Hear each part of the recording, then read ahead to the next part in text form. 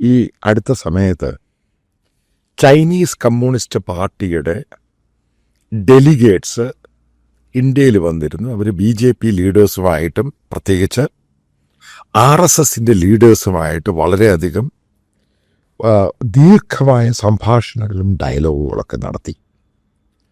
മനസ്സിലാക്കുക, ഇന്ത്യയിലെ BJPയും RSS എന്ന് പറയുന്ന റൈറ്റ് വിങ് ആണ്.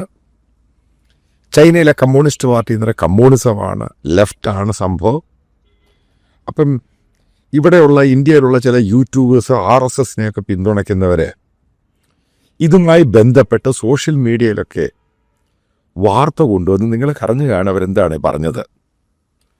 1962 ചൈന പിടിച്ചെടുത്ത ഇന്ത്യയുടെ, അതായത് ഏകദേശം 4800 സ്ക്വയർ കിലോമീറ്റർ ഭാഗമാണ് ചൈന പിടിച്ചെടുത്തു. അത് ഇന്ന് തന്നിട്ടില്ല. അതിനെപ്പറ്റി വലിയ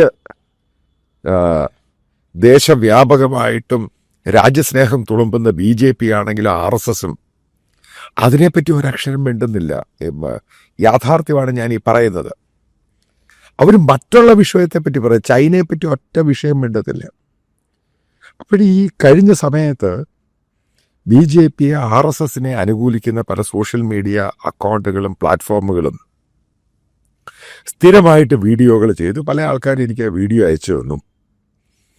പ്രത്യേകിച്ച് ഹിന്ദി ലാംഗ്വേജിലാണ് ചെയ്തിരിക്കുന്നത്.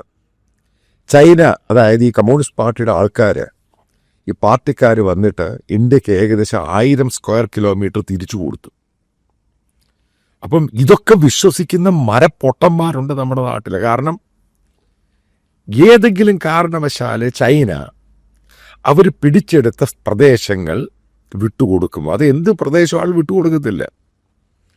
അതിനുശേഷമാണ് മനസ്സിലാക്കുക, അവർ ആ ഡെലിഗേറ്റ്സ് ഇന്ത്യയിലുള്ള സമയത്താണ് ചൈനീസ് ഗവൺമെൻറ്, ചൈനീസ് ഫോറിൻ മിനിസ്ട്രിയും പറയുന്നത് ലഡാക്കിനടുത്തുള്ള ഷെങ്കൽ വാലി അത് ചൈനയുടേതാണ്. പാകിസ്ഥാൻ പറഞ്ഞത് പാകിസ്ഥാൻ്റെയാണ്. ഇന്ത്യയുമായിട്ട് അതിന് യാതൊരു ബന്ധവുമില്ല.